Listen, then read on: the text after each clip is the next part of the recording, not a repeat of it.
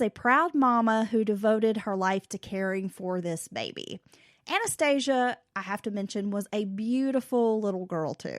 Brown hair, curls, chubby cheeks, just adorable. Oh. Alyssa's Facebook bio even stated, "I love my life." And by all accounts, life was good for Alyssa. She had a good relationship, friends in her new town, and now the love of this baby daughter. So as far as she's concerned, everything's going great. She's got everything she wants out of life. Yeah. So fast forward to March 10th. Police questioned Mike Alley about his son, Austin, and his whereabouts. If Austin is Alyssa's fiance and Anna's father, then he may know something, or at least investigators are hoping he might have some information that could help them. Mike Alley explains that his son, at the time, is incarcerated in county jail on a probation violation. Oh, so he's in jail, out of the picture, if you will. And even though he's in jail, officers still want to talk to him. I mean, they think perhaps he could have been involved in the deaths or knew someone who might have wanted Alyssa dead. I mean, detectives aren't sure, but, the partner's always the first suspect. Well, even not from a suspect point of view, but he may have a clue. Exactly. To lead them in the right direction. So they were like, okay, we just need to talk to this guy. And police also bring in a neighbor, Richard Knopfsinger Jr., who had notified police initially. He was the guy who made the 911 call. Oh. Knopfsinger retells the story about the cat, the door being ajar, and he says he was concerned knowing that Alyssa was a single woman living there with her toddler daughter at the home, and that the door was open, and he just was concerned. But he seemed very willing to help. He even agreed to give some DNA samples, including fingernail scrapings and hair, to police. Okay, well, that's fairly cooperative. During the initial stages of the investigation, 2 more witnesses in the neighborhood come forward. Both neighbors stated separately that they had seen a man dressed in all black with a backpack who looked like he was sweating profusely, beating on a door in the neighborhood, and he just looked out of place. Well, yeah, I guess that guy might catch your eye. Behind the neighborhood, there was a park area where there was like a river and a trail, and it was a popular recreation spot. So it wasn't unusual, I guess, to see people kind of in and out of that area. Oh, so this is behind her house? One of those witnesses was Abigail Harris, and Harris knew Alyssa and was considered like a good friend to Alyssa. And on the day of the murder, Abigail had gone to this park area to rent a picnic shelter for a birthday party. She had seen a man with a backpack hoofing it in the area that was kind of surrounding the neighborhood and park, and for whatever reason, his demeanor just struck her as odd. Well, yeah, I guess maybe he's kind of he looks out of place maybe, or he's like in a real big hurry. Yeah, I mean, she just said he didn't look like someone who lived in that neighborhood. Or was just enjoying the walking trails or park. Yeah, he didn't look like someone who was just hanging out at the park, having a, afternoon walk. He just seemed weird. And when she learned that her friend Alyssa and Anastasia had been murdered, she contacted police and gave them the man's description. Those who knew Alyssa said she had no known enemies. I mean, she was pretty social. Since moving to Galax, she had made a lot of friends. She hadn't experienced any type of negative encounters with anyone that they could think of. They were pretty clueless as to who would want to kill this woman and her baby. It just didn't make any sense. Well, yeah, that's a brutal crime, especially the child as well. I mean, that's just way out of the ordinary. Mike Alley told police that Alyssa often had people at her house, which sometimes worried him. He thought she was too trusting, and he didn't like people in and out of the home while his granddaughter was there. He thought the traffic in and out, plus Alyssa's trusting nature, could be dangerous. And he expressed his concern to Alyssa, but she was just kind of dismissive and, oh, you're just being too worrisome. It's fine. That's my life. Let me live it. Well, I mean, and I think a lot of times young people don't think of bigger picture scenarios. Well, yeah, I mean, we often, when we're young, think we're invincible. Well, yeah, and I mean, you take that typical young person's attitude on top of being very trusting and open with people. that could be a recipe for disaster. And you think these people are your friends and you're inviting them into your home and you're hanging out and they're around your child and you just don't think anything's going to happen. No, it's probably the last thought in your mind. And I think as you get older, and maybe I'm wrong, but that changes a little bit when you get some life experience and kind of learn the ways of the world. You're not as naive. You might be a little more cautious about who you allow around your kids and who you're friends with. But I think when you're young, you just don't think of these things. Yeah, I think you're right. And that's not, I'm not saying that like That's negatively toward Alyssa, because I think we probably have all been like that. To a degree. But I think when you're young, you just don't see danger around every corner. Because I know there were plenty of times when my parents would try to give me advice, point out something that could be possibly dangerous or unsafe. And, I would just kind of roll my eyes and be like, yeah, okay, whatever. Yeah, okay. Right.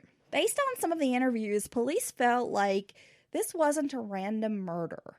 They felt like Alyssa probably knew the killer, and she was not the type to invite strangers into her home, and it didn't seem anyone had a reason to kill her, and nothing was out of place in the house. There were no signs of forced entry. Nothing was missing. It certainly wasn't a robbery. Well, yeah, even if someone gets you to open the door, just knocks on the door and you open it, and you don't know them, and they force their way into the open door, that struggle is going to start right there at the front door. Stuff's going to be knocked over. People typically don't clean up after they kill someone in a situation like that. So I think that's a good indication that she either knew her attacker or her attacker snuck into the house and came upon her in like bed a surprise attack. Like surprised her in the bedroom. Medical examiners determined that Alyssa had died from strangulation by ligature. The murder weapon was a vacuum cleaner cord. Okay, that's a weapon of opportunity, I guess, right? Right. Which shows maybe that it wasn't like a premeditated murder. This person didn't show up with the weapon. Well, it wasn't a knife. It wasn't a gun. Some people get their kicks like that, maybe. Anastasia had been raped and died from asphyxiation. Oh, my God. Alyssa had scrapes on her elbows and knees, indicating that she had put up a pretty good fight, which seemed reasonable to everybody who knew her. I mean, people were like, there was no way that she was going to allow somebody to hurt her baby without fighting this person to the death. Well, I think any parent, even a parent who might not be the greatest parent in the world day to day, anyone's going to fight to the last minute for their child's safety. Later, people would talk about the open casket for both Alyssa and her daughter. Family members would say how difficult it was to see this toddler with obvious bruising on her neck. And I don't think I'd want an open casket funeral where there was a child involved, and especially if it was something this brutal. No, I definitely wouldn't want to see that. If it was my family, I would advise against it. If I could make the choice, I would definitely choose for a closed casket. That poor little one, after they've been brutalized like that. God, just the thought alone. Could you imagine she's fighting this person off, knowing her last line of defense between her little one? Oh, my God.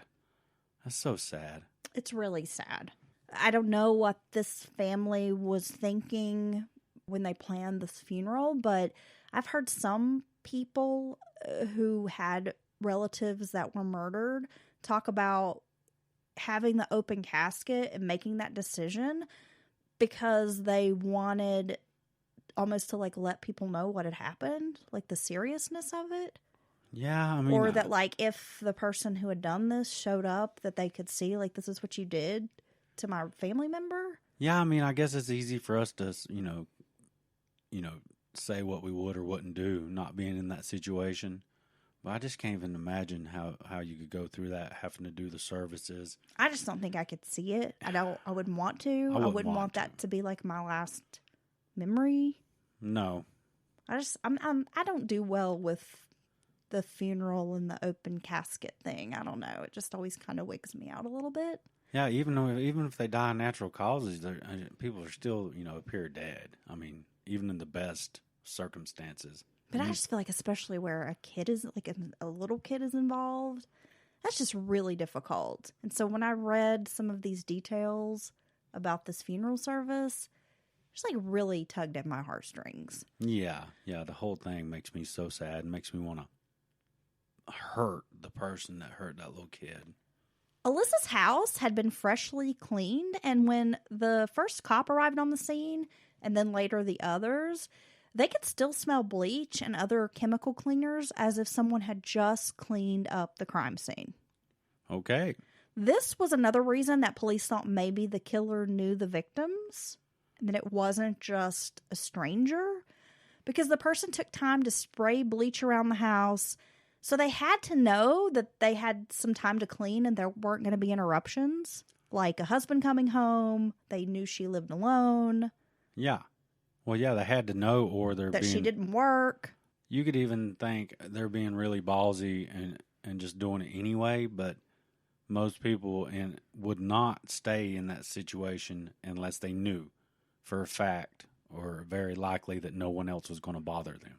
Yeah, I mean, they just knew there were going to be no interruptions, that they would have time to clean up. So that was something else that police noted when they were trying to put together a list of suspects. Here's where things start to get a little bit complicated with this investigation, so bear with me. We're going to go through some of the different suspects and how they may or may not be involved. Okay. When police interviewed Austin, and now remember, he's Alyssa's fiance, he the baby daddy.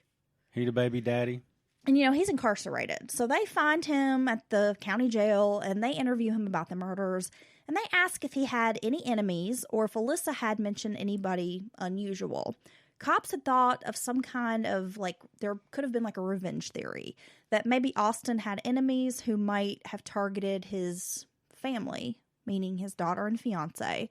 But he told the police, he didn't really know of anybody who would be after him or would want to hurt Alyssa, but he mentioned a guy that he knew from jail named Noah Dixon. Austin and Noah had been friends, and he said that Noah was fairly friendly with Alyssa. Noah also had a brother named Jesse, and these two brothers would stop by the house and hang out with Alyssa along with her girlfriend Abigail Harris. Reportedly, Noah gave Alyssa the creeps. Oh, well, yeah, that's not cool. He would kind of stare at her and sometimes behave in ways which made her feel uncomfortable. And there were occasions when he was asked to leave the house by Alyssa. She had told others she didn't really want him there hanging around. And I get this. I mean, I've dated men who had friends that I thought were weirdos or who kind of gave me the willies. And I didn't really want to be around that person, and I didn't want my kids to be around that person. Well, yeah, you don't have to be around that person. Yeah, so he was asked not to show up, but he would still drop by her house anyway. Well, see, that's really creepy. If you ask someone, don't come by here, I'd rather you didn't come by here, and come by anyway. And I'm sure this probably made her feel even more uncomfortable. If you're asking him to leave, you're telling him, I don't really want you coming to my house. I don't feel like I know you that well. And he's still coming by. Yeah, that's not good. And again, she seems really trusting and friendly. It was probably difficult, and I'm just speculating, for someone like her who's so sweet to say, hey, I don't want you here. Well, that's true. Another theory emerged. It seemed that Alyssa's friend Abigail Harris had been in a strained relationship at some point with a guy named Glenn Lewis. And from what I understand, this Glenn Lewis guy was maybe not the best guy in the world and abusive and just had a lot of problems. And Alyssa had plotted, along with Abigail, to set up Lewis. And I don't really have the details of what they did, but he got arrested. And again, I'm not sure what the crime was or how they set him up, turned him in, whatever. But he'd gone to jail and had been released, so it was theorized that maybe he was retaliating. Oh, okay. Against Alyssa for helping Abigail. So they're just going to get him out of the picture, get him down the road. He knew of Alyssa's involvement in having him arrested, and some people thought that perhaps he had gotten to Alyssa. Well, that's a pretty good theory. Cops also turned their attention to Noah and Jesse Dixon. Abigail had dated Noah at some point, and Abigail told officers that Noah was aggressively trying to pursue Alyssa. Now, at one